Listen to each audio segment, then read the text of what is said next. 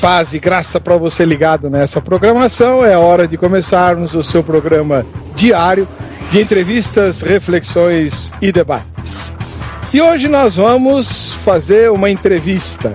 Pode até se transformar num debate, eu não sei, mas nós temos a alegria de inaugurar as entrevistas de 2013 no Vejam Só com uma das pessoas mais eruditas entre o mundo reformado brasileiro, né? Ele que é expoente da teologia calvinista, teologia reformada, equilibrada, biblicista, doutor em hermenêutica, que é a ciência que examina as formas de se interpretar a palavra de Deus, chanceler da Universidade Presbiteriana Mackenzie há 10 anos, né? E um dos grandes incentivadores do estudo teológico, da erudição teológica bíblica no nosso país. Reverendo Augustus Nicodemos Lopes está conosco e vai ser entrevistado, tirando as dúvidas que todos nós temos a respeito dos pontos complicados da teologia reformada e também dos ensinamentos da palavra de Deus. Principalmente porque ele é um dos pouquíssimos teólogos que eu conheço que tem um dom de explicar e tornar fáceis de compreender os grandes mistérios da palavra de Deus. Está no ar o Vejam Só.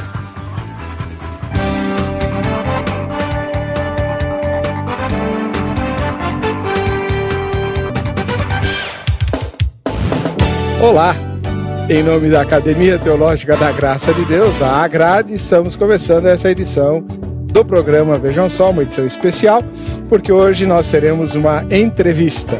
Está conosco o reverendo Augustus Nicodemos Gomes Lopes, né, que é o chanceler da Universidade Presbiteriana Mackenzie, além de professor, teólogo, escritor, pastor, né? Eu só não sei o que ele não é. Seja bem-vindo, reverendo Augustus Nicodemos. Paz e graça.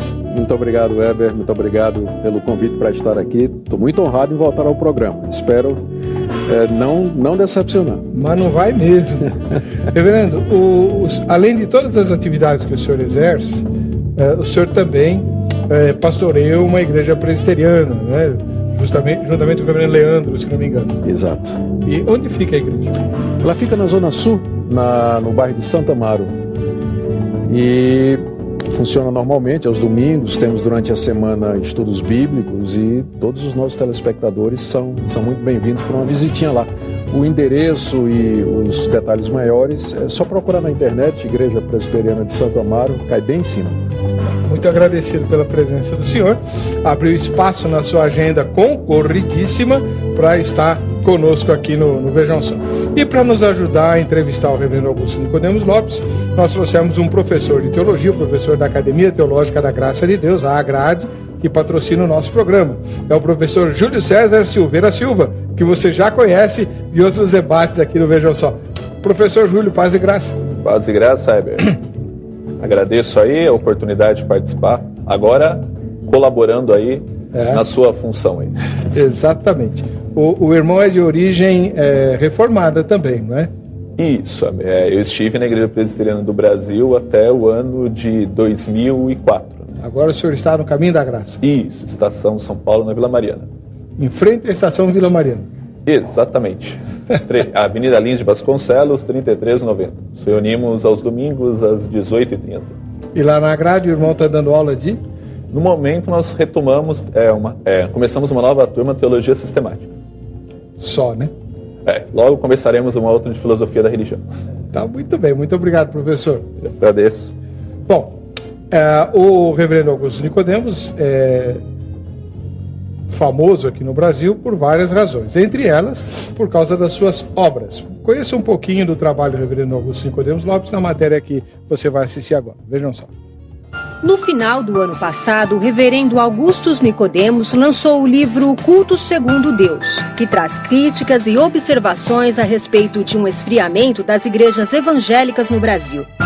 O Culto Segundo Deus fala dos princípios da adoração a Deus e expõe problemas abordados pelo profeta Malaquias no Antigo Testamento, mas que continuam presentes na igreja atual.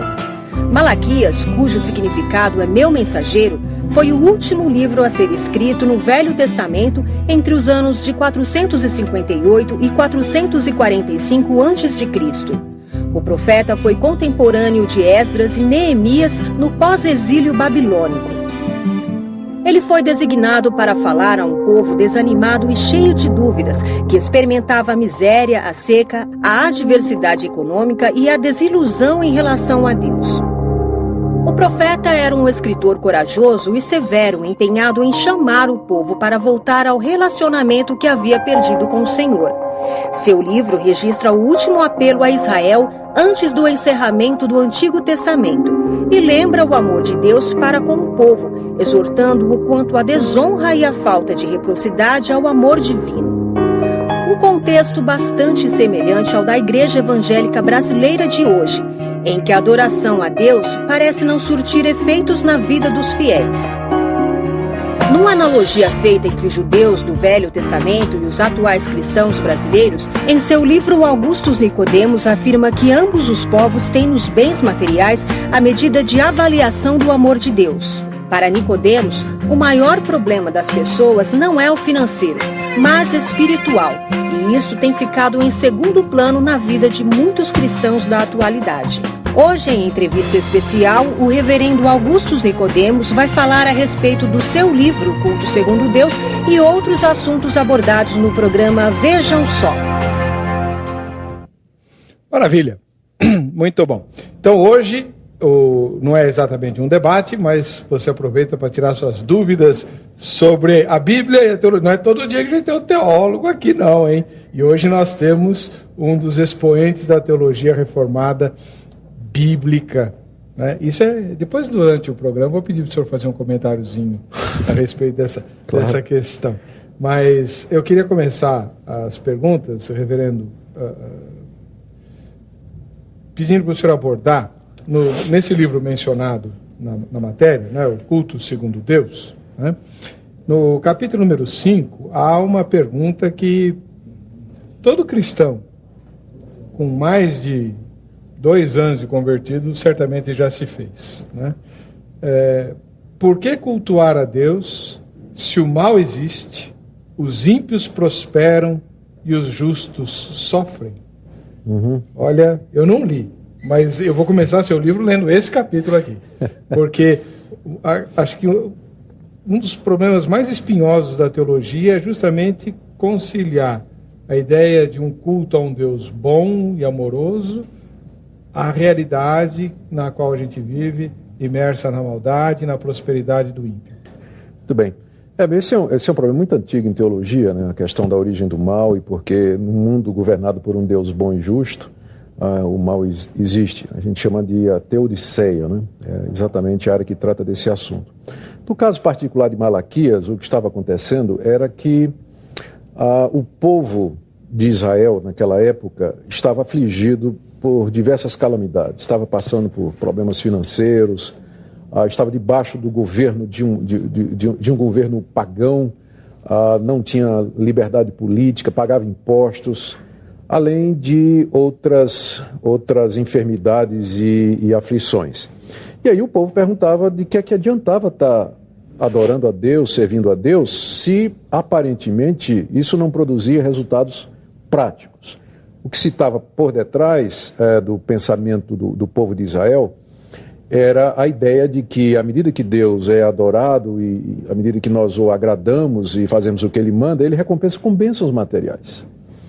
Só que essa era uma má compreensão da aliança de Deus com a nação de Israel e, portanto, uma inferência que não era verdadeira. O próprio livro de Jó já mostrava que, às vezes, mesmo a pessoa justa, como era Jó, ela nem sempre só vive uma vida de bênção, de felicidade. O livro de Jó existe exatamente para isso, que Deus, às vezes, tem propósitos misteriosos com o mal, com a calamidade, com a adversidade, nem sempre nós sabemos. O livro de Jó não traz uma resposta, Deus não responde a Jó por que isso aconteceu com ele, apenas pede que Jó confie em Deus. Eu sou Deus. Onde é que estava você quando eu fiz tudo?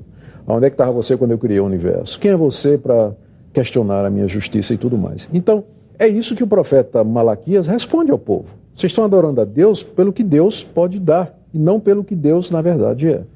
Deus, nos seus planos e na sua sabedoria, nos seus propósitos, ele permite o mal no mundo, a adversidade, o mal temporal e o mal moral, para corrigir, para disciplinar, para treinar, para punir o pecador, enfim, levar a efeito o plano dele.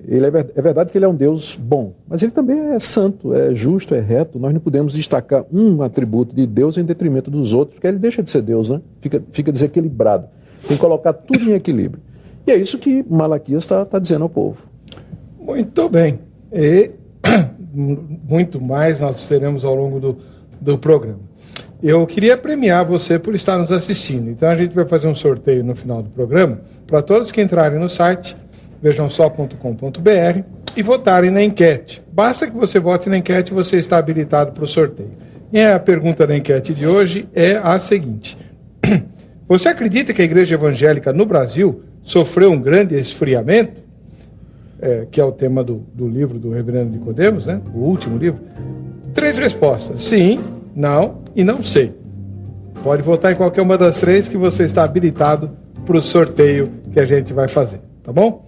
E antes de passar para a próxima pergunta, nós vamos hoje espremer o reverendo Augusto Nicodemos até onde der, né? Júlio César, professor da Academia Teológica da Graça de Deus, você que é versado em várias ciências, inclusive estudou ciência da religião, né? Exatamente. Muito bom. Que abordei um teólogo reformado. Na monografia? Isso, na dissertação. Né? Qual foi o teólogo? O Calbart. Só? Calbart, eu abordei, né? O título foi, né? Calbart, um chamado cristão à desobediência civil. Né? Então eu abordei a declaração de Barmen. Né? Tá. Então Calbart foi o redator da teologia, né? Do movimento de resistência, né? À cooptação da cooptação da igreja por parte do nazismo. Né? Parte da igreja, né? Criou uma teologia para justificar o nazismo e uma outra parte se silenciou. E uma pequena parte, né? Calbart, Dietrich Bonhoeffer, Martin Müller, né? Colocou a cabeça a prêmio. Né? Calbart, por não ser alemão, se safou. Né? Bonhoeffer já não teve a mesma sorte. Bom, já vou aproveitar então que o irmão Júlio César mencionou o Barth. Uma das dúvidas que a gente tem, principalmente os seminaristas, reverendo, em relação às várias, como é que eu vou chamar? Escolas, né? Ou as várias abordagens possíveis da teologia evangélica. Como é que o senhor vê esse leque, né? Por exemplo, tem um livro do senhor aqui que menciona, eu acho que esse aqui, não, é o que estão fazendo para a igreja, esse aqui. O senhor menciona várias dessas vertentes. Por exemplo, o que seria, no nosso caso evangélico, o fundamentalista, o liberal, o neo-ortodoxo? Tem como definir assim rapidinho? Eu vou tentar definir rapidinho, né? E sempre a gente corre o risco de fazer generalizações. Não, lógico, mas quem quiser a resposta completa, o livro está aqui. Isso aí. Né? O que estão fazendo com a igreja. Muito bem. Eu acho que a melhor maneira de definir esses grupos tem a ver com a postura deles em relação à Escritura, à Bíblia, à Palavra de Deus. O fundamentalista, os grupos fundamentalistas receberam esse nome porque na compreensão deles, e isso aí eu estou falando no final do século XIX, início do século XX, na compreensão deles, existem alguns pontos que são fundamentais na teologia cristã e que estão claramente expostos na Bíblia, como, por exemplo, a divindade de Cristo, a autoridade da Escritura, a ressurreição literal de Cristo, a realidade dos milagres, que Cristo morreu pelos nossos pecados para nos salvar mediante a fé. Então, esses pontos são considerados fundamentais por esse grupo e são inegociáveis. Então, qualquer grupo, qualquer pessoa que se diga cristã, mas que não adere a esse grupo, então os fundamentalistas têm dificuldade em considerá-los como cristãos. Os liberais, é o nome que foi dado a um movimento teológico na Alemanha, um pouco antes de Calbart, inclusive, onde o estudo da Bíblia pelo método crítico produziu uma teologia que negava todos esses pontos. Nem todos os liberais negavam todos esses pontos, mas, no geral, diziam que a Bíblia era um livro humano, cheio de erros, que Jesus não era Deus, não era divino, que a morte dele na cruz foi exemplar, não substitutiva, que na verdade ele ressuscita no querigma, na pregação, não ressuscitou literalmente, e que no final o cristianismo é a religião que é igual às outras, apenas a melhor do que as outras, mas não há uma diferença qualitativa, apenas quantitativa, né? O cristianismo seria apenas mais uma religião. Karl Barth se levantou contra isso. Barth, ele não pode ser considerado um liberal, ele se levantou para lutar contra isso aí, publicou um comentário em Romanos, onde ele chama a igreja a ouvir a palavra de Deus, ele critica os teólogos da época porque tiraram a Bíblia da igreja, né? E ele insiste em que se volte à Escritura. Só que, ao fazer isso, alguns acham que Karl Barth não fez o caminho todo, ele ficou mais ou menos no meio, né?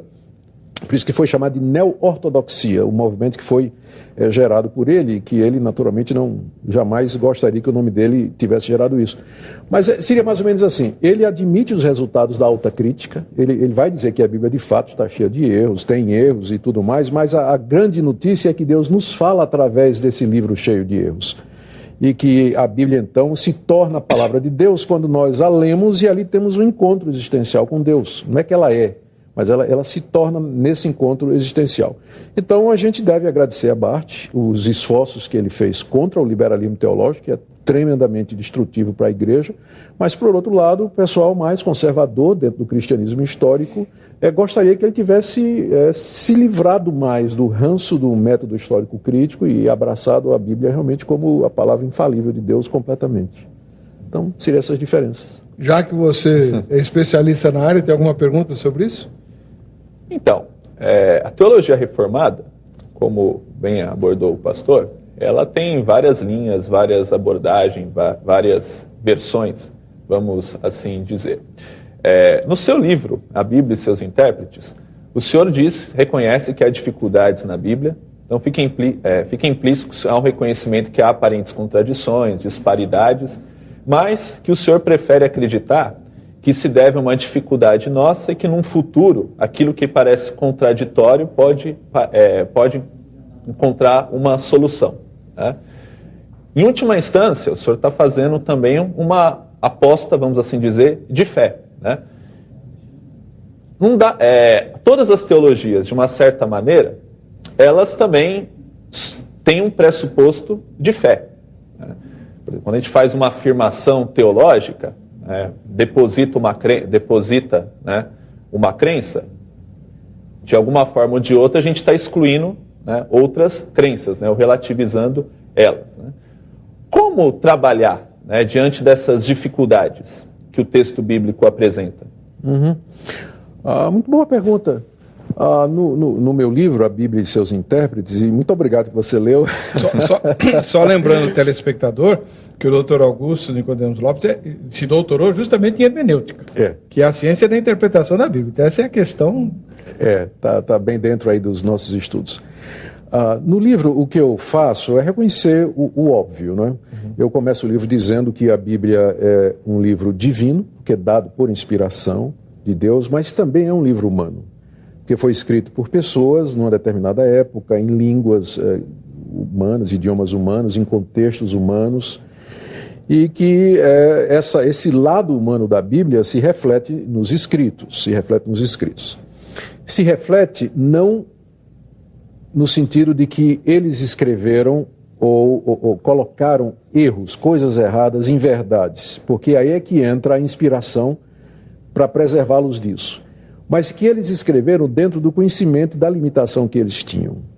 Então, isso significa que aqui e acolá vai parecer que há uma contradição. Um autor está dizendo uma coisa, outro autor está dizendo outra coisa. Por exemplo, nos números que você encontra, se você compara os dois livros de crônicas com os livros o livro dos reis e de Samuel, você pode encontrar alguma divergência de número, de lugar. Sinóticos, por exemplo. Os sinóticos, comparar os relatos de Mateus, Marcos e Lucas. Você encontra algumas diferenças. Mas você vai perceber que essas diferenças, elas não comprometem a mensagem central das Escrituras e nenhuma daquelas doutrinas que eu disse aqui que elas são fundamentais. Por isso que pode-se falar num centro do cristianismo histórico, um conjunto de verdades que a gente pode até resumir no credo apostólico e acrescentar talvez mais alguns credos e confissões que foram adicionadas com os anos pelo cristianismo histórico, né? Então, existe um miolo do cristianismo, um limite que, se você passar daquilo ali, você já não é mais cristão, de acordo com com esses limites. Dentro dessa cerca, há espaço para diferentes interpretações. Há espaço para você discutir, divergir, como, por exemplo, os reformadores divergiram com relação à ceia, divergiram quanto à questão da eclesiologia, a relação da igreja com o Estado, porque nenhum desses assuntos é considerado fundamental ou vital para o cristianismo. Ele fica ali na periferia. Então, a gente trata essas questões, a gente tem que reconhecer quais são as questões fundamentais, como eu disse, elas estão incorporadas nesses grandes documentos, e as periféricas, que não fazem parte da essência, nós temos liberdade para divergir, discutir. Duas perguntas sobre isso, reverendo. Como é que o senhor vê essa questão do movimento da inerrância bíblica? Uhum. Eles são fundamentalistas, e se não são, por que o termo, que a definição que o senhor deu de fundamentalista, ela é altamente positiva, mas no mundo, quando a gente ouve falar de fundamentalista, parece um sujeito com uma bomba amarrada na cintura. Isso, mas não é culpa dos cristãos, não. Então, um bom cristão é fundamentalista? Sim. Eu creio que todo cristão genuíno, ele é fundamentalista, se você entender o fundamentalismo no seu sentido histórico. Quando o termo apareceu a primeira vez, 1920 por aí, ele apareceu no contexto do conflito entre os cristãos nos Estados Unidos, das igrejas históricas, e a teologia liberal que estava permeando os seminários. Então a teologia liberal negava todos esses pontos, negava que a Bíblia fosse inspirada, negava os milagres de Jesus, negava a ressurreição literal. E aí, de entre todas as igrejas históricas, se levantaram pastores e teólogos para dizer, não, isso aí que vocês estão apresentando, isso não é cristianismo, não. Porque o cristianismo não pode abrir mão desses pontos aqui. Aí vem a autoridade da Escritura, eles usaram o termo inerrância, porque quem provocou foi o lado de lá primeiro. Ou seja, tudo que a Bíblia diz é verdade. Ela não é, por exemplo, um livro científico.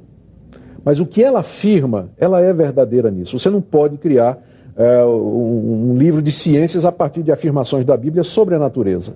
Mas você não vai encontrar contradições entre a verdadeira ciência, aquilo que comprovadamente é ciência, e o que está na Escritura. É nesse sentido que eles usaram o termo inerrância. Só que aí os adversários, os inimigos, fizeram uma caricatura.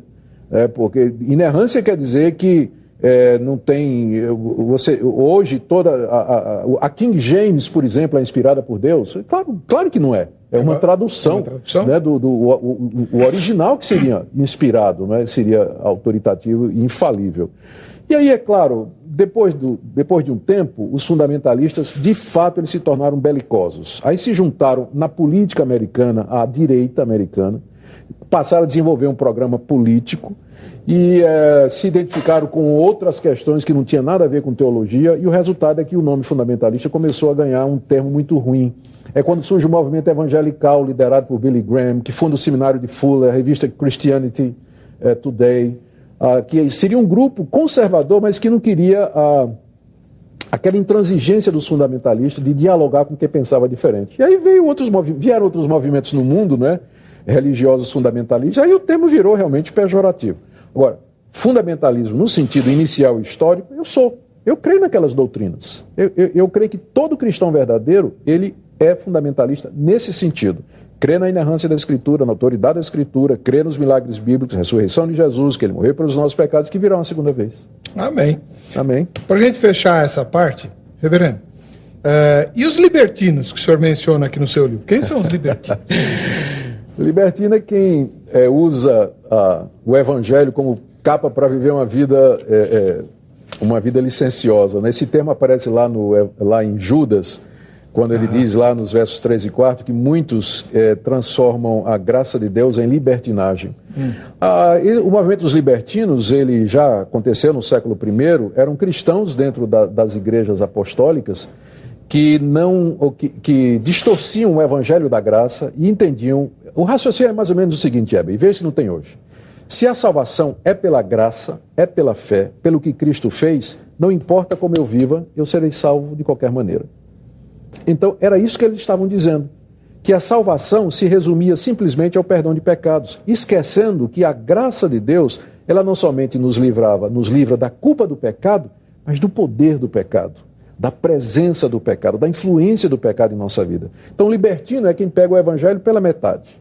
Ele diz, eu estou salvo pela graça e eu vou viver de qualquer maneira. Você encontra hoje muita gente assim, vivendo aí de qualquer maneira, praticando sexo livre, vivendo em imoralidade, viciado em pornografia e dizendo assim, Deus é amor, Deus é bom, Deus é misericórdia, Ele não vai ligar para o que eu estou fazendo, porque no fim eu acredito em Cristo, no fim vai tudo dar certo. Esse pessoal vai ter uma surpresa na hora da morte ou no dia do juízo. Quer fazer alguma pergunta sobre isso?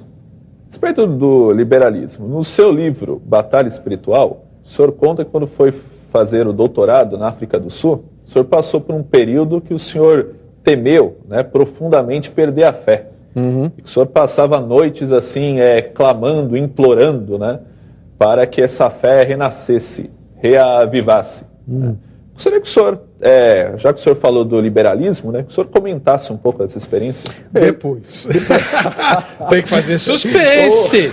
Isso aqui é um programa de televisão, não é uma aula, né? Tem que fazer suspense. É que não vai dar tempo nesse bloco para ele responder, e ele vai contar um pouquinho dessa experiência na África do Sul, que eu desconhecia. Ele vai contar para nós o que aconteceu.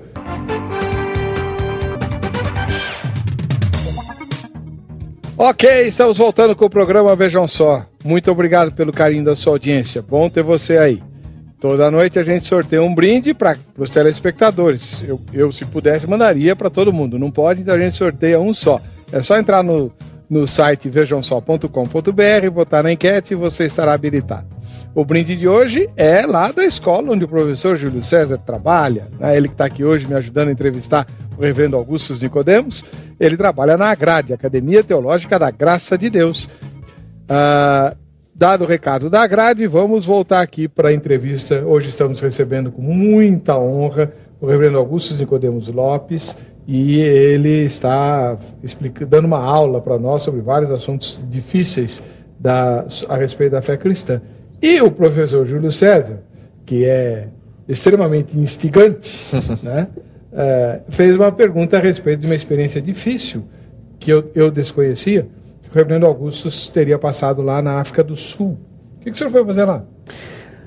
Na verdade, na África do Sul, foi o tempo do meu mestrado. Eu fui fazer o meu mestrado em Novo Testamento numa faculdade, na verdade, é uma universidade da Igreja Reformada da África do Sul.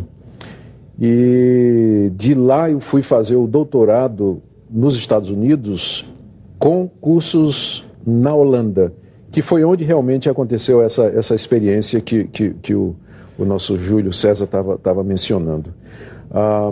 Lá na Holanda eu tive um orientador que foi colocado intencionalmente para orientar os meus estudos, porque a minha postura como conservador era bem conhecida e fazia parte do programa expor os alunos à diversidade.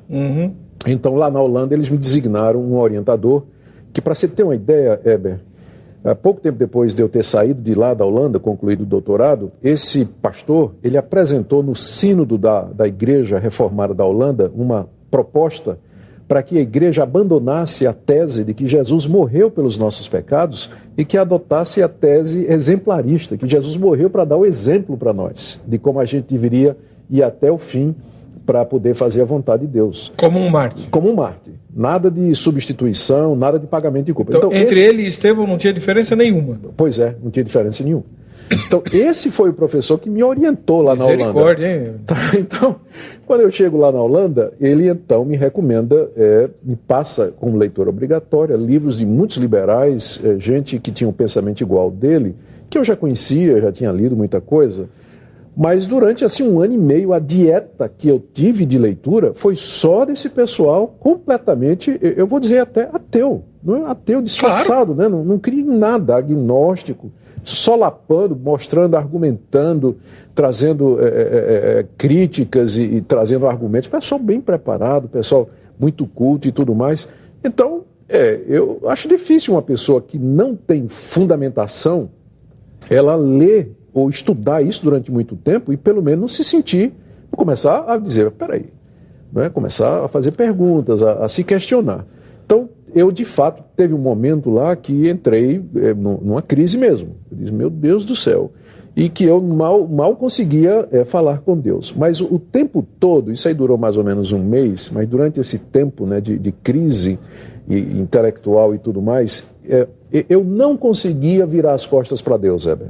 Mesmo que eu estava com dúvidas, questionamentos, mas eu não conseguia abandonar Deus. E depois de um mês, mais ou menos, então eu comecei a ler, eu consegui achar as respostas, lendo gente tão capaz quanto a mesma preparação, que mostrava coisas que até eu nem tinha percebido, né? Alternativas àquilo que aquele pessoal estava liberando. Então encontrei satisfação intelectual para aquilo que o meu coração já cria. E saí de lá mais convencido do que entrei a respeito da fé bíblica, da autoridade da Escritura. Eu posso dizer que eu cheguei muito próximo do outro lado, li esse pessoal todinho, vi a argumentação e eu não vejo razão nenhuma hoje para abandonar minha confiança na autoridade da Escritura, na sua infalibilidade, em tudo que ela diz. Passei realmente pela fornalha e graças a Deus ele me preservou. Eu tinha um professor que diria que foi o método de Deus para temperar o irmão. Temperar no sentido que se faz com aço, né? Com certeza. Eu acho que eu voltei um crente melhor do que eu fui. Então, exatamente. Foi a noite escura da alma do irmão? A noite escura da alma, Júlio, que é o termo lá que está lá no livro, né? É verdade. Agora, já que o senhor mencionou a Igreja Reformada e tudo, uma dúvida que, inclusive, foi levantada há pouco tempo, não muito, pouco tempo atrás, por uma publicação da Editora Vida, a respeito do calvinismo extremado. Uhum. Né? Então, eu queria que o senhor é talvez o maior especialista em calvinismo aqui no Brasil, pelo menos dos que eu conheço. Né? O senhor, doutor Heber, meu ilustre xará, né? Uhum. Meu ilustre, ele é ilustre.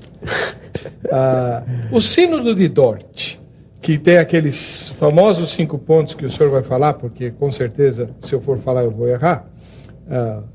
O Sínodo de Dort é equivalente ao calvinismo extremado? Eu acho que não. O Sínodo de Dort foi, na verdade, uma reação a um grupo chamado Remonstrantes, que eram discípulos de Jacobus Arminius, que era um professor de teologia na Holanda. O Arminius, ele mesmo nunca publicou nada nessa linha. Foram os alunos dele que tomaram as anotações de sala de aula e publicaram material e apresentaram ao Sínodo da Igreja Reformada da Holanda numa remonstrância, quer dizer, um pedido de consideração. O que eles queriam é que a Igreja Reformada da Holanda revisse a sua soteriologia, que é a doutrina da salvação, e que era calvinista. Então, eles argumentaram, em cima dos ensinos de Armínio, exatamente os pontos. Primeiro, que a predestinação ela é condicional, na verdade, começando pelo primeiro, que o pecado do homem o afeta de fato, mas não o impede, não tolhe o seu livre-arbítrio. O homem é livre para escolher entre o bem e o mal, apesar de pecador. A predestinação é baseada na presciência. Deus viu quem ia usar esse livre-arbítrio e aí predestinou para a salvação. Cristo morreu por todos, para dar oportunidade àqueles que haveriam de escolher a salvação. O Espírito Santo pode ser resistido, a graça não é irresistível, uma pessoa pode se recusar. Deus pode querer salvar alguém e essa pessoa pode dizer que não quer ser salva e vai prevalecer a vontade do homem. E por isso, o último ponto, que o homem pode perder a salvação. Da mesma forma que ele tem livre-arbítrio para dizer eu quero, ele pode também dizer não quero mais e perder. Então, esse é o arminianismo. Esse é o arminianismo. Então, esse último ponto, inclusive, parece que não era defendido por Armínio, mas os remonstrantes, os discípulos dele é que incluíram esse último ponto. Né? E eles apresentaram essa proposta ao Sínodo de Dort, que se reuniu durante bastante tempo, teólogos capacitados discutiram e responderam esses pontos. Então, a resposta é o que ficou conhecido como os 5 pontos do calvinismo, que é, primeiro, a depravação é total. O pecado atingiu a gente de tal maneira que o homem ele não é mais livre para escolher, ele é sempre inclinado para o mal. Portanto, não se pode falar de um arbítrio que seja livre, porque é inclinado para o mal. Logo, a predestinação não pode ser na base da presciência, porque se Deus for deixar para ver quem vai escolher, ninguém vai. O homem é contra Deus. Então, a predestinação não é baseada na presciência, mas na soberana vontade de Deus, que nos é misteriosa. Terceiro, Cristo morreu por todos, no sentido de que há poder no sangue dele para salvar todo pecador, mas eficazmente ele morre pelos eleitos, por aqueles que vão crer. Deus, no tempo certo, chama irresistivelmente os eleitos pela pregação da palavra ou quem quer que outro método que ele queira, e porque a salvação, então, do começo ao fim é obra de Deus, o homem não pode perdê-la, porque aí Deus teria que mudar o seu propósito. Então, isso foi erroneamente chamado os 5 pontos do calvinismo. Eu vou dizer por que é erroneamente chamado. Porque dá a impressão que o calvinismo é só isso. E dá a impressão que foi Calvino que escreveu isso aí. Não foi. Foram discípulos de Calvino. Calvino já tinha morrido. Já tinha morrido, fazia 100 e poucos anos, né? Então, foram discípulos de Calvino e que tocaram apenas numa área. O calvinismo é muito mais amplo. Ele envolve uma visão de mundo, uma cosmovisão. Ele entra em áreas muito além da questão da soteriologia. É, na verdade, uma visão completa de realidade, uma forma de enxergar a realidade que vai além apenas desses 5 pontos que se referem à soteriologia. O calvinismo extremado é o pessoal, eu diria, é o pessoal que acha que fora do calvinismo não há salvação. Eu, por exemplo, eu não tenho dificuldade em considerar os arminianos como irmãos em Cristo. Acho que eles estão equivocados, porque na hora que eles se ajoelham para dizer a Deus, para orar, eles vão dizer assim: Deus, eu te agradeço porque o Senhor me salvou. Mas peraí, foi Deus que lhe salvou ou foi você, quando você decidiu o que você queria? Então, para mim, de joelhos, um calvinista e um arminiano não tem diferença. Ele está diante de Deus, ele sabe que ele foi salvo pela graça. Então, eu considero os arminianos como meus irmãos em Cristo. Mas tem calvinistas que acham que não, fora do calvinismo não tem salvação. Isso aí eu considero o hipercalvinismo, calvinismo exagerado, exacerbado. Eu não penso que esse era o pensamento de João Calvino. Isso é uma extrapolação indevida, inclusive. Então, já que a gente está nesse assunto, indo um pouquinho além, a dupla predestinação foi ensinada por Calvino ou não? Essa é uma questão que os calvinistas se perguntam até hoje, porque quando você lê as Institutas de Calvino e quando você lê os comentários de Calvino, tem hora que Calvino parece dizer que Deus predestinou tanto para a salvação quanto para a condenação. E tem hora que Calvino parece dizer que a predestinação ela é para a salvação, não haveria necessidade de Deus predestinar para a condenação, porque o homem, pelos seus pecados, já está perdido.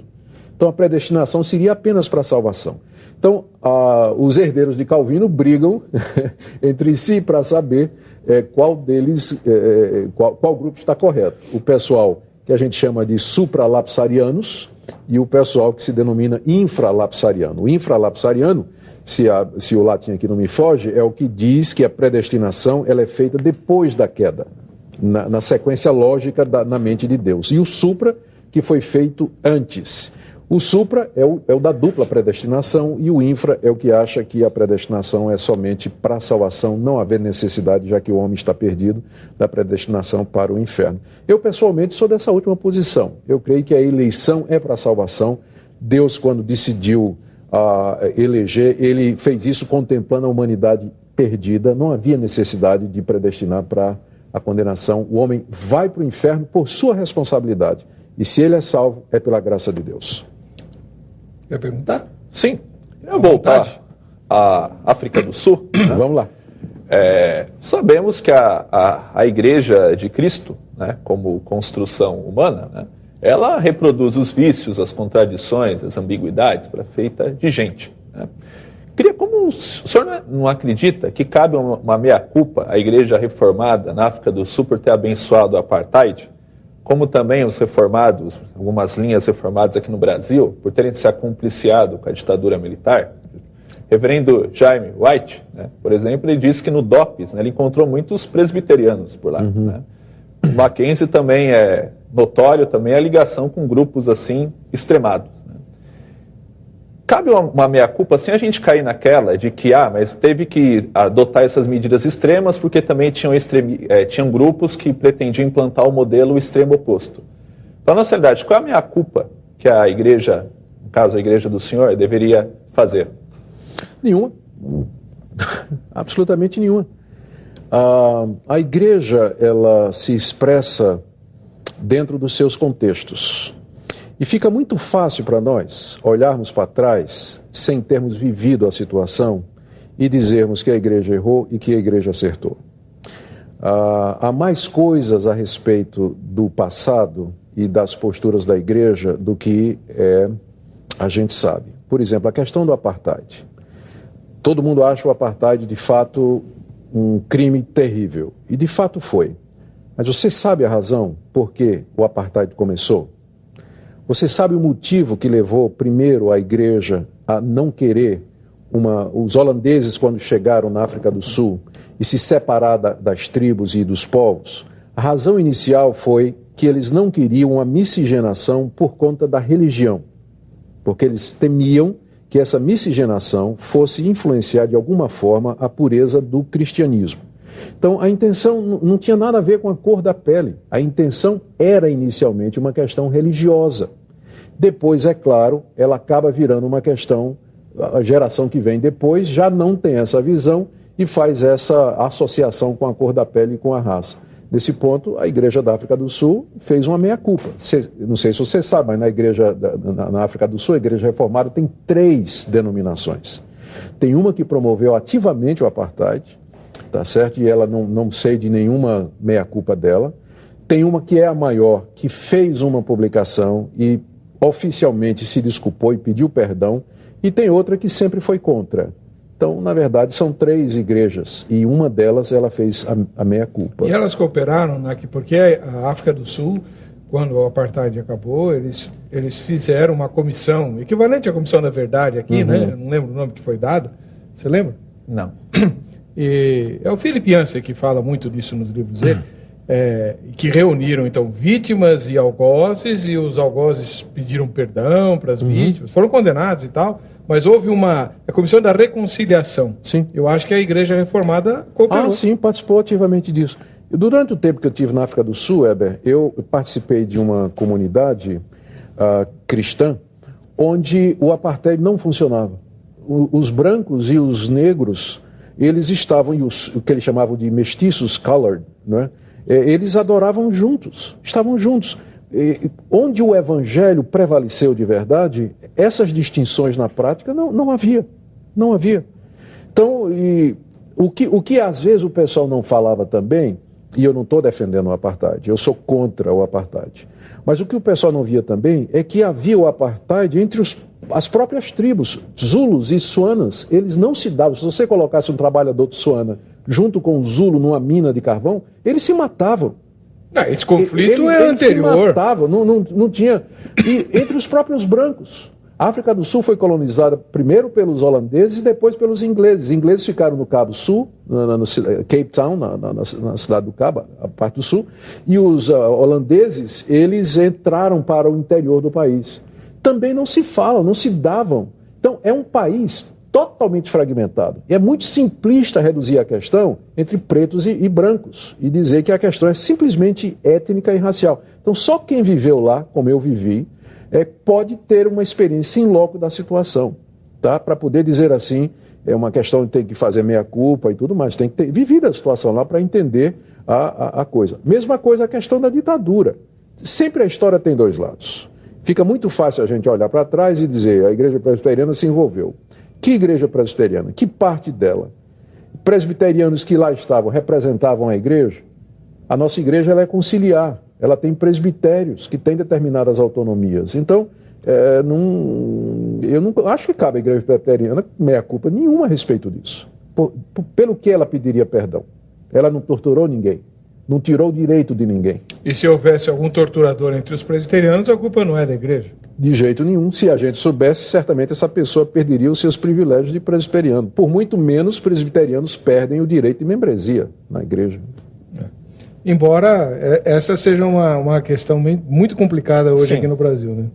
Porque se a gente for sempre justificar, né, extremos de um lado pela ameaça de extremos do outro, né, você entra num círculo vicioso sem fim. Nós estamos vendo muitas disputas hoje de radicalismo de um lado, baseando... eu vou radicalizar de um lado, porque o outro lado também é extremista, radicaliza. E a mensagem do Evangelho é uma mensagem de reconciliação. Então, assim, independente assim, das causas, é abominável à luz do Evangelho você discriminar uma pessoa pela cor da pele, pela etnia, pela cultura, independente dos motivos em si, né? Então, é um atentado à fé, ao modelo de Jesus, né? Jesus, nós temos o exemplo, por exemplo, acho que aproximado aí, quando ele chega os seus discípulos aos samaritanos, ele é rejeitado, e os samaritanos querem o quê? Pede para ele, quer que a gente mandemos descer fogo do céu para os destruir? É os discípulos que pedem. Os discípulos João que pedem. Entre eles, o apóstolo do amor. Pedro, por exemplo, quando Jesus é preso, ele pega lá a espada e decepa a orelha, e Jesus o repreende. Então, assim, se a gente fosse tomar assim, mas esse é um ataque extremo, ele estava defendendo a fé, né? Ou a gente age pelo espírito da religião, ou a gente age pelo espírito de Jesus. E no espírito da religião se justifica tudo em nome de tudo, né? No espírito de Jesus a gente tem o desafio de oferecer a outra face, né? É verdade. Quantos anos você tem? Eu tenho 32 anos. É muito novo. Eu tô com quase uns 50 e poucos, né? Então, eu me lembro, eu era garoto, quando instalou-se a Revolução no Brasil, era um período bastante complicado, né, em que houve, de fato, um posicionamento. Por exemplo, eu me lembro de ter lido alguns artigos de um jornalista da minha denominação, que já faleceu, o reverendo Lessa, e ele mencionava que havia uma revista, eu lembro dessa revista que minha mãe assinava, a revista Life, né? E que a Revolução se deu em março, né? Dia 31 de março. Na verdade foi dia 1º de abril, mas era feio, então ficou como dia 31 de março. Já em maio, a revista Life publicava artigos elogiando a posição do Exército. Tal, quer dizer, então houve, de fato, um certo alinhamento de algumas igrejas mais tradicionais que vinham receando o avanço do movimento comunista. E não só as igrejas tradicionais. Eu lembro que o pastor Ernesto Nini, que está vivo até hoje, tem 97 anos. 97 anos de idade, ele foi quem começou o movimento de jejum e oração, o Dia Nacional de Jejum e Oração, dia 15 de novembro, todo ano, para clamar a Deus para impedir o avanço comunista no país. Então, houve sim um alinhamento das lideranças evangélicas tradicionais em favor do movimento do exército, né? Por causa do medo que se tinha do avanço comunista. Depois, como aconteceu na África do Sul, a coisa degringolou, né? Mas havia também, mesmo entre aqueles, né, que de certa forma não eram da esquerda, né, apoiaram por um momento o regime militar, né, como o caso do Dom Luciano Mendes, esse que morreu no último ano.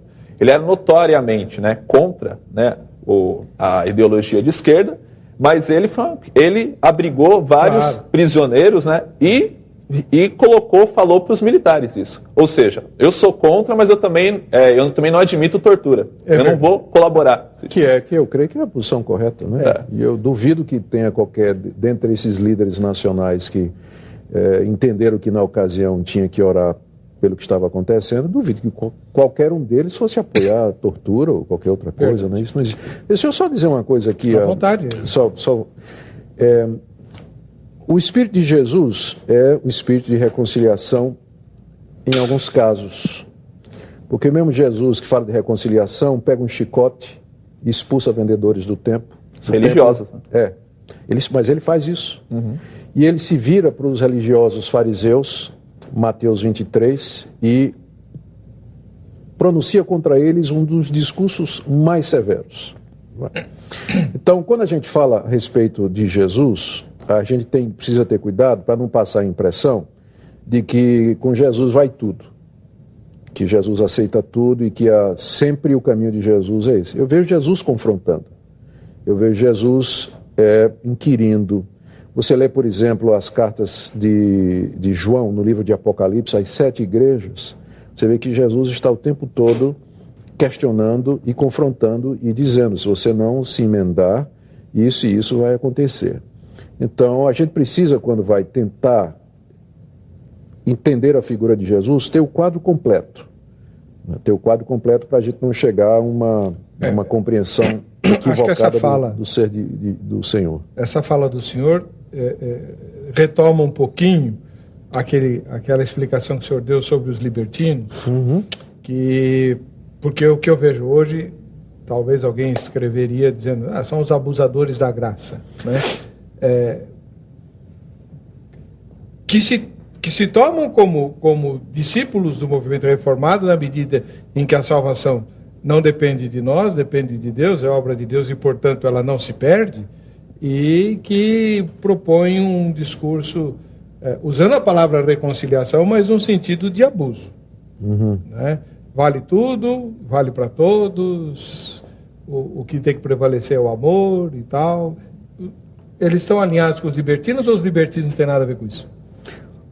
Eu acho que estão alinhados com os libertinos, porque, veja só, Heber, para haver reconciliação, é necessário que haja arrependimento. O próprio termo reconciliação já pressupõe que há duas partes que estão batendo cabeça uma com a outra. E nos relacionamentos humanos, isso sempre implica que há pecado, houve erro de parte a parte. Para que a reconciliação seja genuína, há necessidade de arrependimento. E para que haja arrependimento, é preciso confronto. Você vê lá, por exemplo, Jesus dizendo, lá em Mateus 18, se o teu irmão pecar contra ti, vai repreendê-lo entre ti e ele só. Se ele não se arrepender, leva 2 ou 3, um petit comité. Se ele não se arrepender, dize à igreja. Se não se arrepender, considera como gentio e publicano. Então Jesus está dando ali o caminho da reconciliação, que passa pelo confronto e pela chamada ao arrependimento e a confissão do erro. Então, se as pessoas não estão dispostas a serem confrontadas, reconhecer os seus pecados e mudarem, é impossível haver reconciliação. Os libertinos não querem essa conversa. Os libertinos querem fazer o que querem e não querem saber de arrependimento, de mudança de vida, porque eles dizem que a graça de Deus e o amor de Deus e o favor de Deus já prescreve isso aí. Eles não estão debaixo do juízo de Deus, porque uma vez que Cristo morreu pelos nossos pecados, não importa o que você faça aqui, Deus vai sempre estar lhe perdoando. Exatamente. Só que o perdão na Escritura, ele está condicionado, como eu disse, ao quebrantamento, ao arrependimento, ao reconhecimento e à entrega completa do ser da vida a Deus. Aí há a verdadeira reconciliação. Eu concordo com o pastor. A graça, ela pressupõe o arrependimento, né? Sem arrependimento, graça não é graça, é graxa, né? Agora, Jesus, ele convida ao arrependimento, um grupo religioso, por exemplo, os fariseus, que não tinham nada de libertino, né? Era um grupo que confiava muito na sua moral, na sua virtude, verdade, gente da cátedra. É isso aí. Doutores, então, gente que dizia que via. E Jesus diz, aí é o problema, né? Porque se vocês fossem cegos, né, vocês, entre aspas, não teriam nenhuma culpa, né? Então, de fato, há esses grupos, né? Mas há muitos também, né, que resistem ao arrependimento porque se escudam na religião, nos poderes que ela confere. Escudam-se na moral, escudam na boa virtude. E para esses que Jesus também chama o arrependimento. Sim, o chamado é geral. Jesus chamou ao arrependimento Zaqueu, que não tinha nada de religioso. A mulher que foi apanhada de adultério, Jesus diz, vai e não peques mais. Jesus chama ao arrependimento todos. Nicodemos, todos. manda nascer de novo. Nicodemos. Não tem...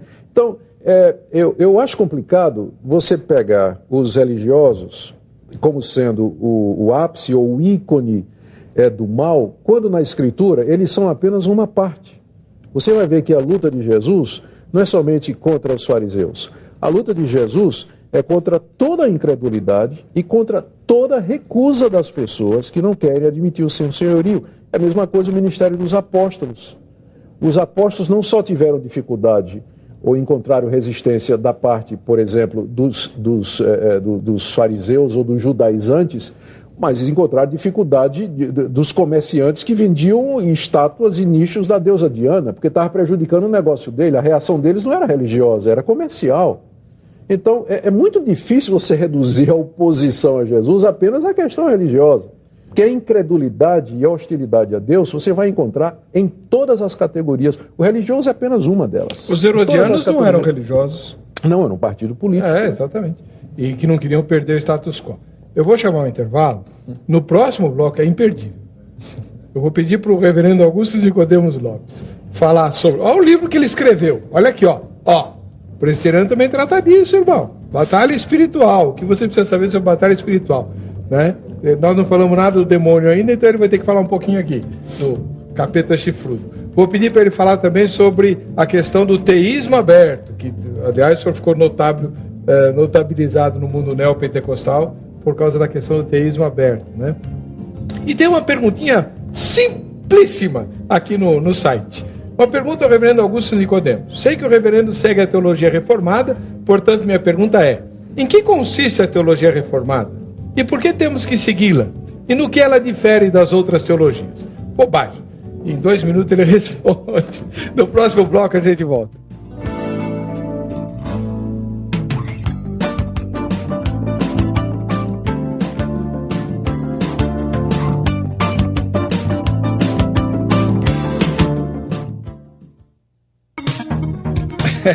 Estamos voltando com o programa, vejam só. Que bom ter você aí, né? Uma alegria tê-lo como nosso telespectador. E a gente quer agradecer bastante o carinho da sua audiência e mandar um ósculo santo muito especial para um irmão querido chamado Dudu. Ele é lá do Mato Grosso, né? E ele faz charges, ele desenha charges. E se você quiser encomendar uma charge aí para o seu pastor, né? Fazer uma charge do seu pastor ou de alguém da sua igreja, manda um e-mail para ele, duducharges@hotmail.com. Entrando no site vejamsó.com.br, você tem lá uma aba nova que a gente colocou lá umas charges, as charges que o Dudu tem feito, né? E, olha aí. Adivinha quem é esse da direita? O senhor conhece? É a cara do Fernando Almeida, não? Ele mesmo, o reverendo Fernando Almeida, que trabalha com o senhor lá na Universidade Mackenzie, né? E que esteve aqui no programa. Tá bem bonito. Tá mais bonito na charge do que ao vivo. Muito bom. Um ósculo santo para você, Dudu. Hoje o programa é especial, nós estamos entrevistando o reverendo Augusto Nicodemos Lopes, que, entre outras coisas, muitas, né, é escritor de livros. E ele escreveu esse livro aqui, O que você precisa saber sobre batalha espiritual. Por que o senhor escreveu esse livro, reverendo? Porque esse assunto é um assunto da mais alta importância, não é, para o cristão e particularmente no presente para a igreja brasileira. A Bíblia fala de uma batalha espiritual, ela é muito clara a respeito disso. Nós estamos cercados de seres perversos, maus, que são seres espirituais, poderosos, inteligentes, organizados, que têm um plano, têm um propósito que é nos afastar de Deus, prejudicar o avanço do Evangelho e, de fato, representar a oposição e a hostilidade a Deus. E nós precisamos estar preparados para isso. E eu sinto que o modelo de batalha espiritual que vem sendo propagado no Brasil, ele não corresponde totalmente àquilo que a Bíblia fala. Há, de fato, uma batalha espiritual acontecendo. Só que, engajados como estamos nessa batalha, nós precisamos saber, de fato, quem é o adversário, quais são as suas estratégias, quais são os seus planos e como combatê-lo. E falta de inteligência nessa área pode trazer prejuízos para nós. A gente pode pensar, por exemplo, que o alvo maior do diabo é colocar doenças em nós, tirar nosso emprego, afligir nossa vida materialmente. Eu não nego que ele faça isso, Weber. Mas eu entendo que a Bíblia nos diz que o alvo maior do diabo, a sua maior estratégia, não é plantar doença, tirar meu emprego, afligir minha vida materialmente, mas é corromper a minha mente, é perverter a verdade, é espalhar o erro, fazer com que as pessoas creiam no erro e na mentira. É isso que finalmente vai levá-las para longe de Deus. Então, esse livro tem como objetivo mostrar o que é a batalha espiritual de acordo com o que a palavra de Deus diz. Foi por isso que eu escrevi. Então, na esteira dessas questões, dessas confusões que o diabo faz na nossa mente, existe um movimento aí que foi bastante forte e, de repente, sofreu um refluxo, né? Acabou isolado. E a leitura que eu faço, não sei se o professor Júlio concorda comigo, mas a leitura que eu faço é que o que mais contribuiu para esse refluxo do movimento chamado de teísmo aberto foi justamente um clamor iniciado pelos seus artigos, os artigos do senhor, que repercutiram na internet assim, ad eterno, né? Foram parar em boletim de igreja local, enfim.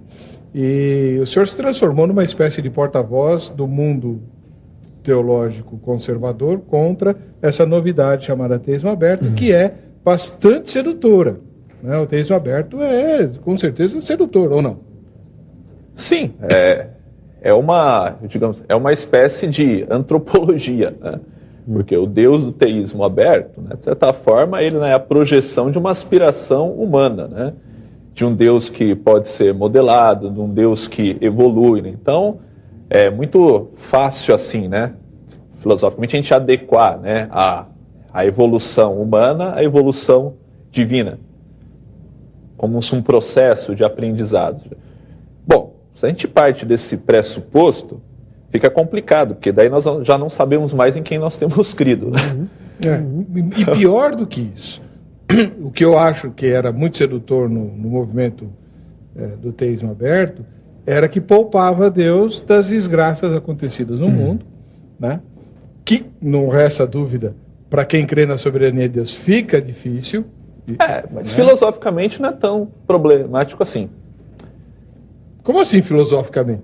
Se nós pensarmos um Deus cristão, é um dilema, assim, como pode um Deus amoroso, né, permitir que tenha tanta miséria, né, pessoas assim, morrendo de subnutrição, pessoas estupradas, pessoas violentadas, discriminadas. Esse é um dilema. Mas, filosoficamente, por que se existe um Deus, ele tem que ser bom? Por que não pode ser um Deus assim, que gosta de pregar peça nos seres humanos, gosta de tapeá-los, gosta de ludibriá-los, como um demiurgo, né, os deuses gregos? Então, assim, esse é um problema, mas não é um problema geral. Mas não é esse o Deus da Bíblia? Esse não é o Deus da Bíblia, mas o que acontece quando nós colocamos como um Deus, nós já estamos limitando uma representação de Deus. Mas o teísmo aberto não nasceu entre cristãos? Cria-se essa dificuldade. Mas, por exemplo, os japoneses, quando aconteceu essa tragédia aí, né, o terremoto. O terremoto, né? Eles não levantaram essas perguntas, porque eles entendem o quê? A tragédia é um episódio natural da vida. Você não vira ficar, meu Deus, né, como aconteceu essa tragédia? Não, isso é tão natural. Eles foram lá reconstruir, o Japão novamente está em pé. Então, essa pergunta surge, né? Mas eu tenho a forte suspeita de que boa parte das pessoas que têm essa postura diante da vida acreditam na reencarnação. Porque quem acredita que a vida é uma só, não aceita com tanta passividade assim que exista um Deus controlando a vida, controlando as forças do universo, e mesmo assim acontecem coisas absurdas. Não, o pensamento histórico, por exemplo, é que o mundo é. A vida ela é, não é como deveria ser ou como a gente gostaria que fosse. Então, como a vida cabe tudo, todas as alegrias e as tristezas possíveis. Que, trazendo para o pensamento cristão, né, é aquilo que nós encontramos nas Escrituras, ou seja, né, a fé, ela não te imuniza, né, de todas as tragédias possíveis. Agora, o que diferencia é o quê? Que eu sei que a minha vida está oculta com Cristo. Então, por exemplo, se nós vivermos mais 10, 50 anos, ou se nós sairmos aqui da gravação do programa, sermos assaltados e assassinados, não faz a menor diferença, porque a nossa vida já está oculta. Assim, essa pergunta fica para quem ainda não passou, mas não faz o menor sentido mais para quem já saiu dessa dimensão. Não sei. Do ponto de vista acadêmico, isso faz sentido, mas eu estava lendo um dos expoentes aí, que o senhor deve conhecer de cor, do teísmo aberto, que ele dizia assim: eu não consigo chegar para uma mãe cuja filhinha de 6 anos foi estuprada e dizer o que o professor acabou de falar. Não, ela tem que ser consolada, ela tem que ser abraçada. E ela vai perguntar: reverendo, onde estava Deus quando aquele desgraçado fez o que fez com a minha filha? Como é que o senhor lidou com essas questões? Essas questões, de fato, não são fáceis de lidar. Eu estou totalmente de acordo com o Júlio César aí na questão, quando ele falou na questão teológica, não é? Eu acho que o problema está na pergunta. A pergunta é: como é que um Deus bom permite o sofrimento no mundo? Porque a pergunta correta deveria ser: como é que um Deus que é bom, justo, santo, verdadeiro e reto permite o sofrimento no mundo. E aí então você tem um quadro completo de Deus. Ele não somente é bom, mas ele também é justo, ele também é reto, ele é verdadeiro. Isso significa que no universo dele, onde o pecado existe, sempre haverá consequências. Deus não vai nos livrar sempre das consequências do pecado. Eu não estou me referindo somente às consequências daqueles atos pecaminosos que eu cometo, mas a raça humana como um todo, ela é vista na Bíblia como estando debaixo do justo juízo de Deus. Paulo, por exemplo, em Efésios, se refere à humanidade como sendo, por natureza, filhos da ira.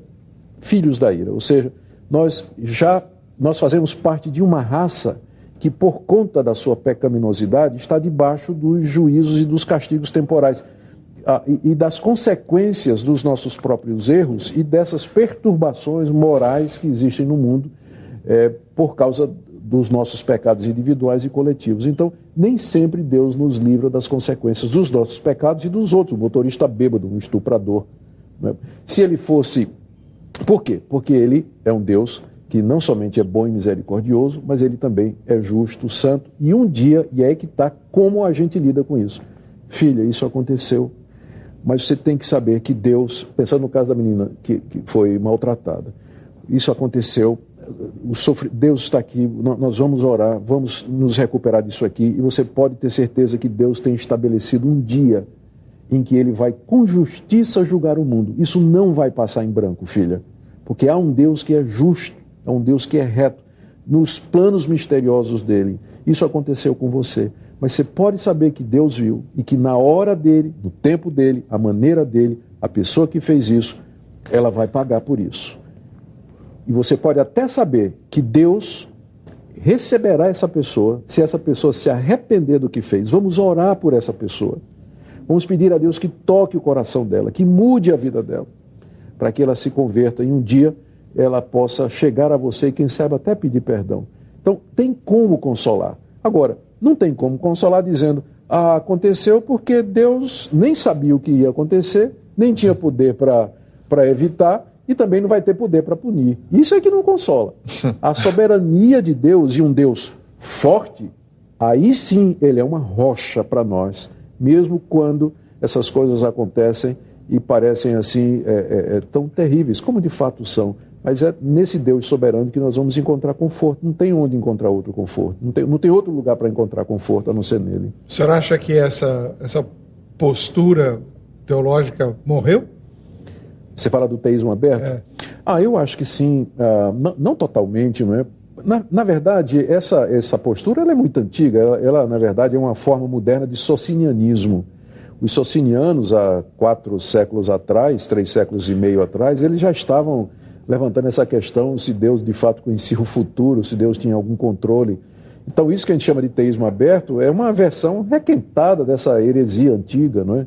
E ela pode passar um tempo aqui apagada, mas vai voltar. Sempre o ser humano vai, como disse o Júlio César, querer humanizar Deus ou projetar Deus à sua própria imagem e semelhança. Mas só complementando, né, como o pastor colocou, né, você pega todas essas ideias, né, e você vai assim no núcleo duro mesmo, são velhas ideias recalchutadas, assim, que tomaram um banho de loja. É isso aí. Não existe nada totalmente novo, né? Todas as ideias que nós pensamos que seja original, na verdade, o máximo pode ser na indumentária, pode ser no revestimento, mas o núcleo duro mesmo delas. Então você remonta a Ário, você remonta a Marcião. Exatamente. Eu não sei se eu posso dizer mais alguma coisa sobre isso para ajudar a compreender. Eu acredito que, pelo menos aqui no Brasil, o que motivou essa postura de que Deus não conhece o futuro, na verdade foi um raciocínio lógico. Um raciocínio lógico. A ideia é a seguinte: não estou dizendo que eu concordo com isso, estou dizendo que essa foi a sequência lógica e teológica nos proponentes da ideia.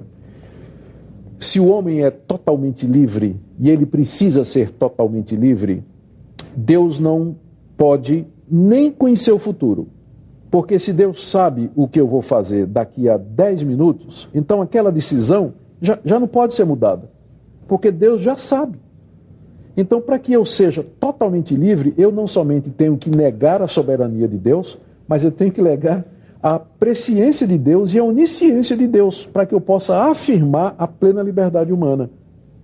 Porque, não é verdade? Se Deus sabe que quando sair daqui eu vou tomar um sorvete de morango ali na esquina, então, num certo sentido, o futuro já está fixo. Sim. Né?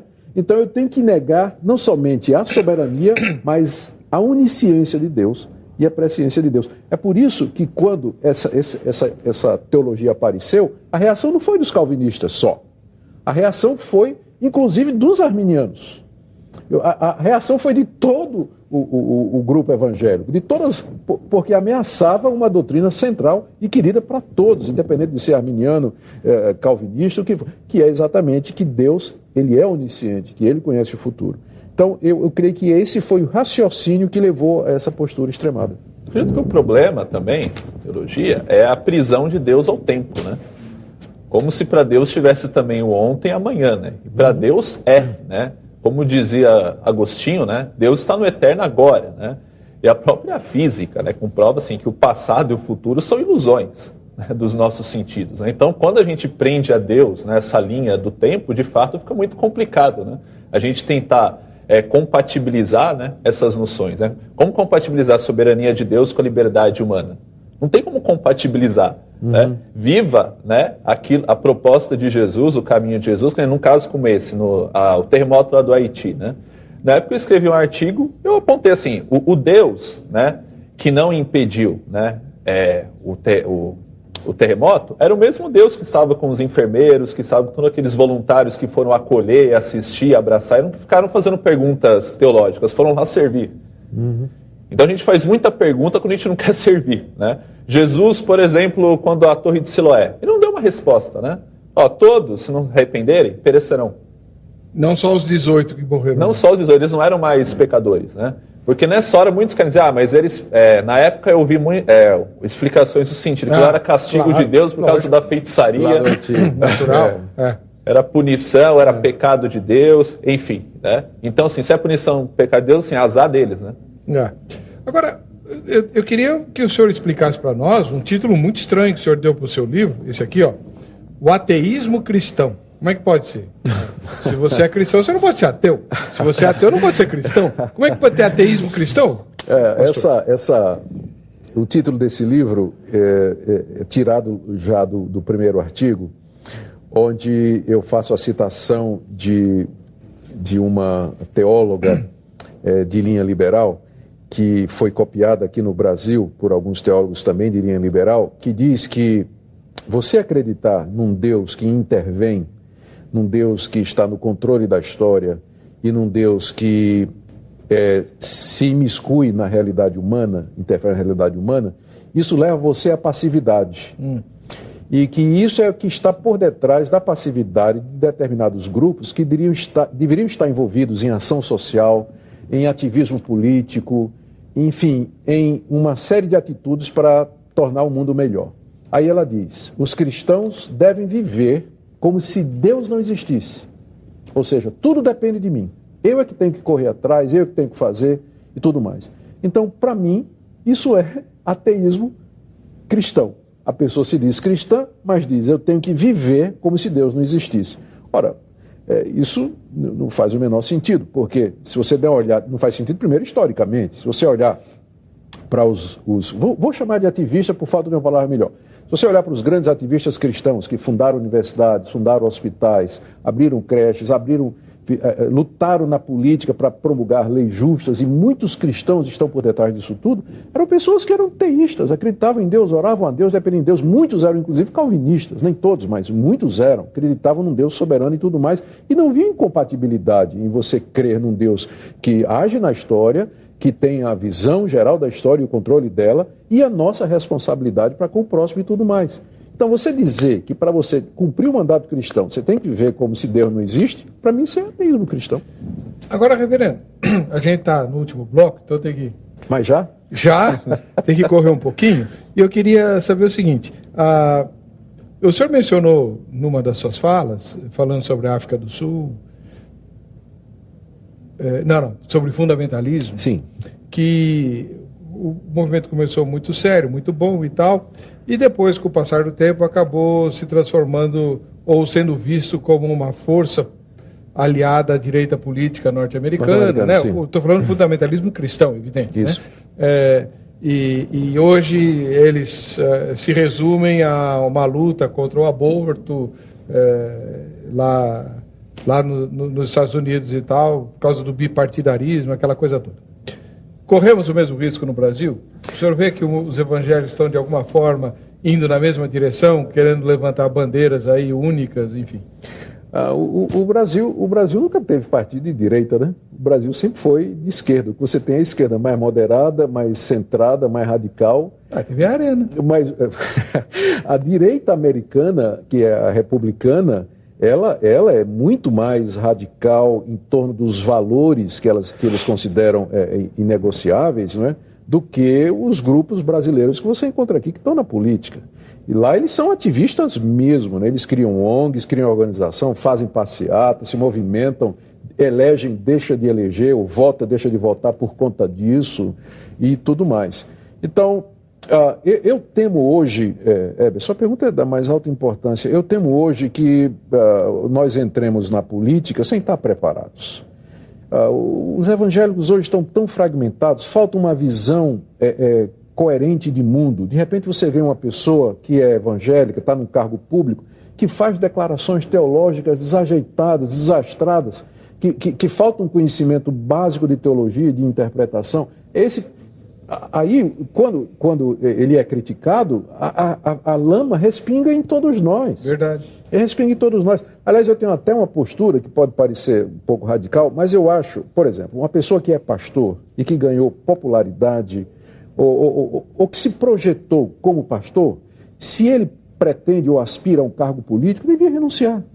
E não entrar na política como pastor, mas entrar na política como um diplomata, como alguém que foi preparado para aquilo, para não misturar as coisas, porque no fim quem sofre é a igreja. Quem vai sofrer é a igreja.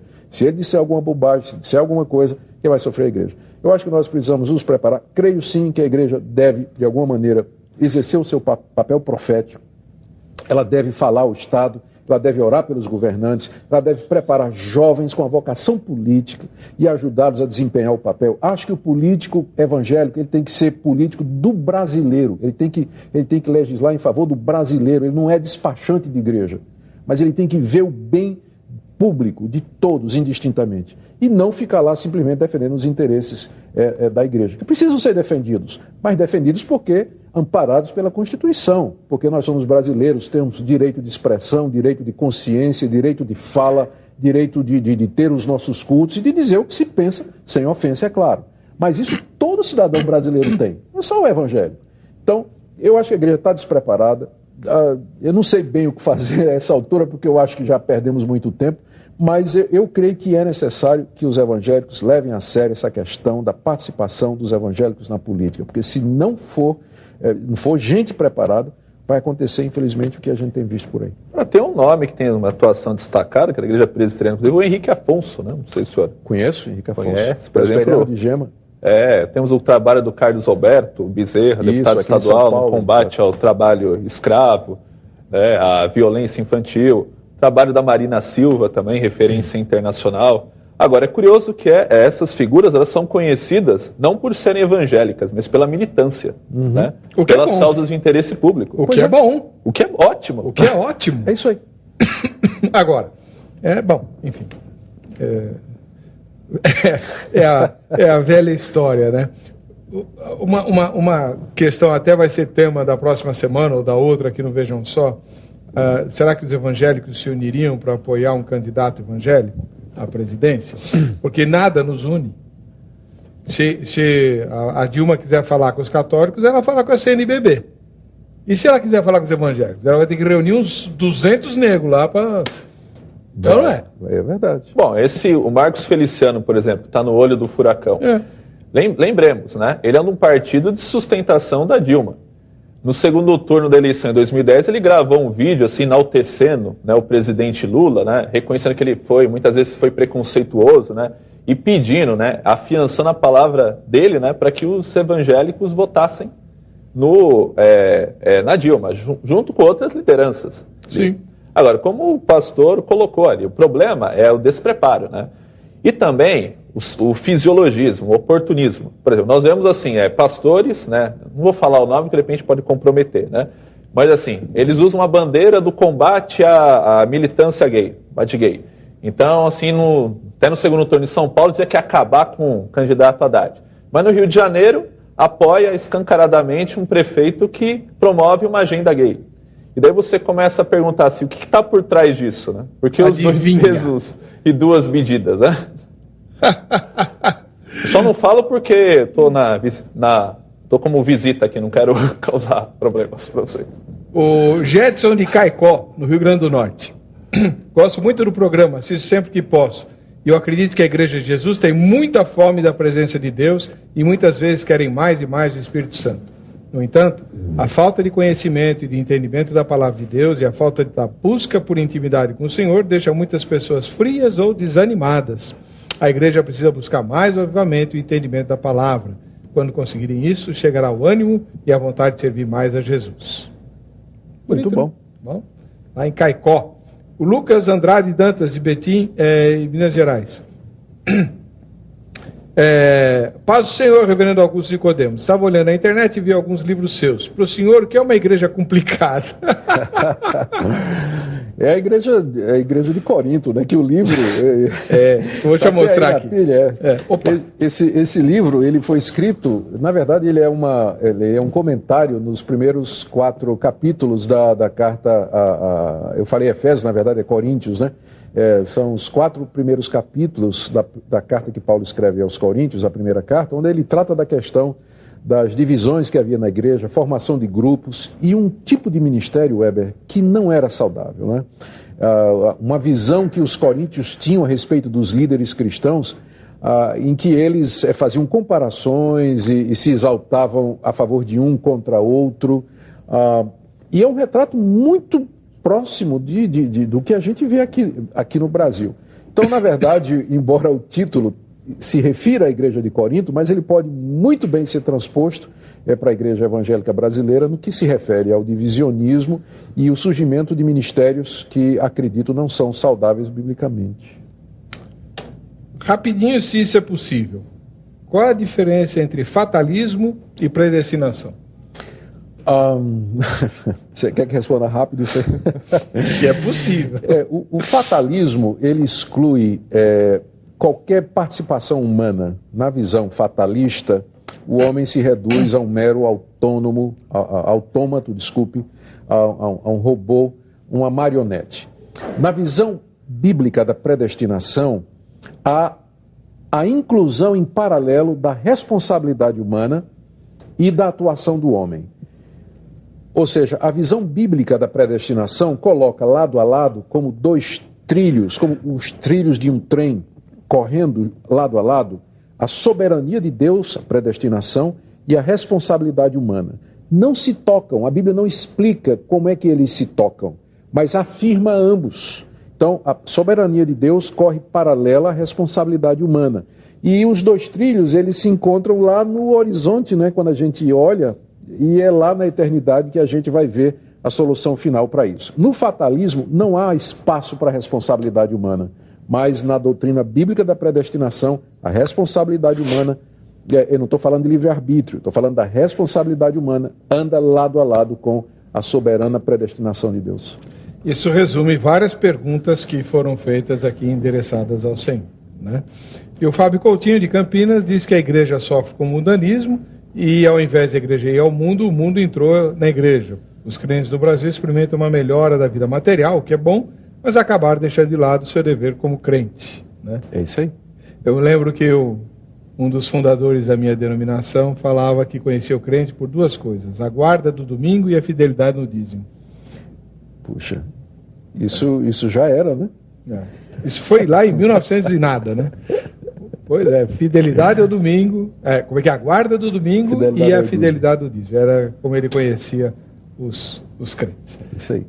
Reverendo Augusto Nicodemos Gomes Lopes, ministro da Igreja Presbiteriana do Brasil, um dos maiores expoentes brasileiros do pensamento reformado, chanceler da Universidade Presbiteriana Mackenzie há mais de 10 anos, professor, escritor, teólogo e, acima de tudo, servo de Deus, humilde, aceitou nosso convite. Muito obrigado, que Deus o abençoe grandemente. Obrigado, Weber. Quero agradecer também ao professor Júlio César, ministro, professor da Academia Teológica da Graça de Deus, que me ajudou aqui a entrevistar o reverendo Augusto Nicodemos e a trazer esclarecimentos. O contato dos dois está no site vejamsó.com.br.